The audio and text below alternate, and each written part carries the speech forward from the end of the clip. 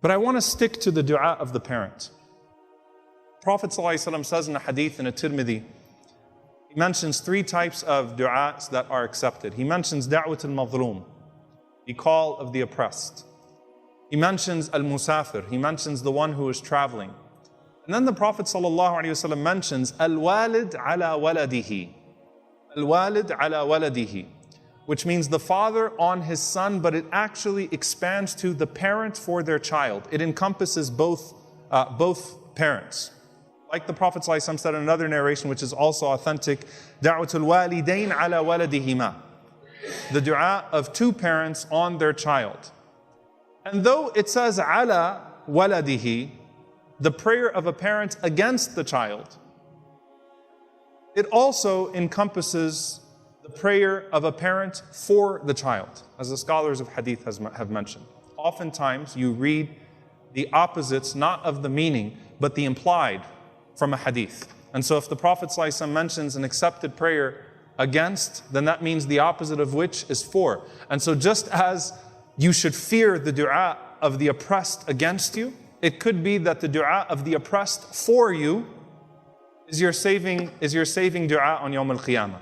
When you support someone who is mazlum, when you support someone who is oppressed, and they make dua for you. So the implied meaning can be drawn from it as well. And there is a potency of that prayer against a child as well. The Prophet ﷺ mentioned, لا تدعوا على أنفسكم ولا على أولادكم ولا على أموالكم. He said in an authentic hadith, don't make dua, don't pray against yourselves or your children or your wealth, because it could be accepted. You might say it in anger. And especially the more severe implication of this, which is to actually take an oath or a covenant, to take a yameen, an oath that that implies cursing your own children, because it could be accepted and you might say it in anger, you might say it in a moment, but be careful. Don't make dua against your children. Don't let that become a form of your discipline, because Allah listens to the dua of the parent when the parent makes dua in regards to the child. Be careful. Don't let that become a part of your anger. Instead, make dua that Allah guides them in your anger. Don't make dua that Allah punishes them, even when you're upset, because it has potency. We have the story of Jurayj that the Prophet ﷺ mentioned to us, that I'll summarize or I'll paraphrase because of time, where there was a righteous man, a abid, a person who worshipped Allah non-stop. But he did not listen to his mother when his mother called out to him one day to take care of a very small task. And she prayed against him, that Allah subhanahu wa ta'ala would not let him die until he met a zani, until he met an adulteress. Later on, some time passed, and a woman came claiming that Jurayj was the father of her child. Jurayj was put through a massive trial. The end of it was his innocence, because he was innocent. But Allah answered the dua of the mother against him and clarified his innocence, not having 2 conflicting scenarios in that situation where you have a potent prayer and you have an innocent human being. So there is something to the dua of a parent against a child, and may Allah subhanahu wa ta'ala protect us from ever being on that side of a dua, where we anger or displease our parents justly, or our parents are justified or justly angry with us, or we do something unnecessary to trigger their anger, and they do that. May Allah subhanahu wa ta'ala never allow us to be amongst those who have that dua made against us from our parents. Allahumma ameen. So the opposite implied. What does it mean to actually get the dua of your mother? When your mom or your parents will actually say, "Oh Allah," and they'll have something that is favorable to you implied in that dua. In this khutbah, I'm going to use at some point a hadith from Sahih al-Bukhari.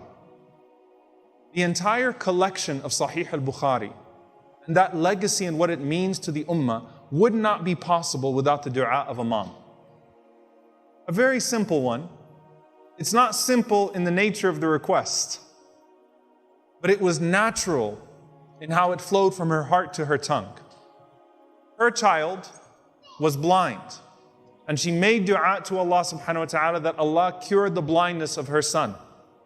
And Allah subhanahu wa ta'ala sent her the good news that her son had been cured through Ibrahim alayhi salam, or seeing Ibrahim alayhi salam in a dream, giving her that bushra, giving her that glad tidings. And she wakes up and she goes and she sees her son, and her son could see. And everything that we have from Imam al-Bukhari, every single time a hadith is narrated from him, every single time one of his works that is not typically ascribed to him is of benefit to the ummah. It goes back to that dua of a mom. It goes back to that supplication of a mom for her child. She didn't know that she was making history when she was making dua. She was just making dua for Allah to cure her son. She wasn't implying, she did not say, oh Allah, cure him so that he can compile the greatest book, man-written book in the history of mankind. She didn't do that. She just said, oh Allah, cure him. She made dua out of love for her child, that Allah cure him. And Allah answered her. And we all have her to thank for that. And of course, beyond that, absolute gratitude going to Allah subhanahu wa ta'ala. But the vehicle of that cure was the dua of the mother of Imam al-Bukhari rahimahullah. It's a way in which a person removes their greatest sins.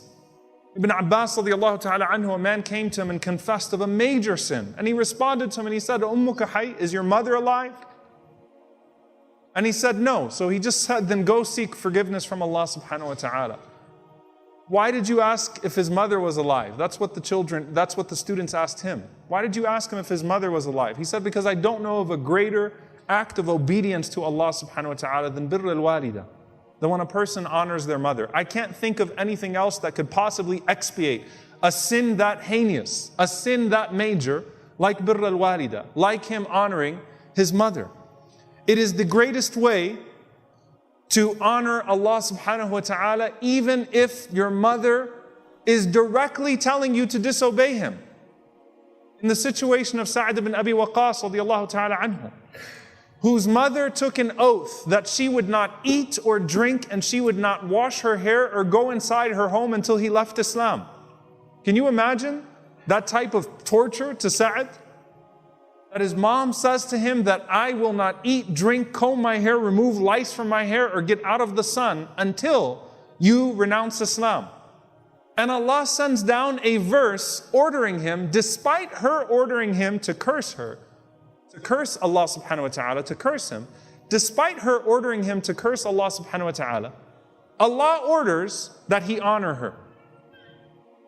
And even mentions in the ayah in Surah Al-Ahqaf, وَوَصَّيْنَا الْإِنسَانَ بِوَالِدَيْهِ إِحْسَانًا حَمَلَتْهُ أُمُّهُ كُرْهًا وَوَضَعَتْهُ كُرْهًا وَحَمْلُهُ وَفِصَالُهُ 30 شهرًا.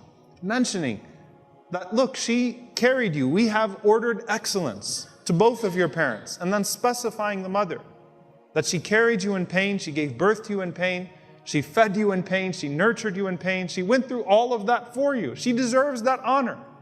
Even in that situation, she deserves that honor. And so it is the way in which the scholar of this ummah, Ibn Abbas radiallahu anhu, saw an expiation for a major sin, and even kufr is not enough for Allah subhanahu wa ta'ala to remove the obligation from you to honor her. It's that significant that the Prophet sallallahu alaihi wasallam, when a young man comes to him to join the battle, the Prophet sallallahu alaihi wasallam sends him back to his mother and mentions Jannah at her feet.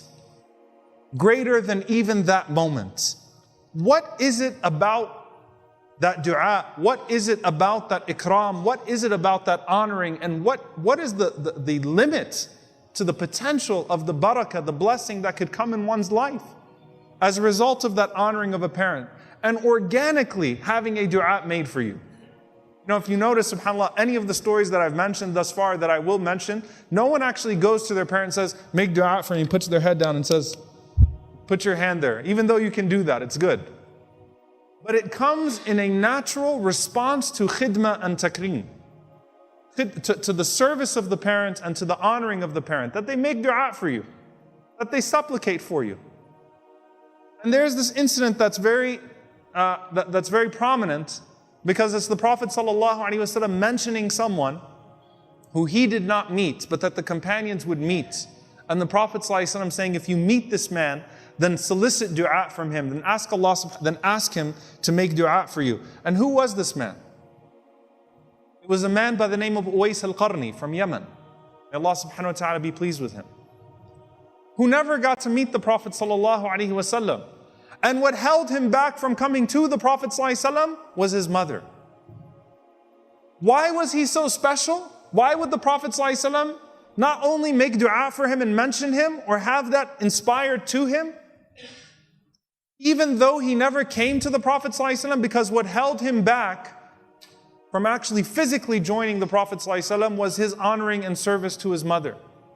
And the Prophet ﷺ told the companions, if you meet this man, if you see him, then you will recognize him, while also making mention of his virtues radiallahu ta'ala anhu. And Umar ibn Khattab radiallahu ta'ala anhu, when the Hujjaj would come from Yemen, goes to these people and asks them, is Uwais amongst you? Is Uwais amongst you? Is Uwais amongst you? Until finally they point to this man, Uwais. And Umar radiallahu ta'ala anhu goes to him, says, are you Uwais ibn Amir? He says, yes. And he starts to inquire further about his tribe, about where he's from. And he said, did you have leprosy?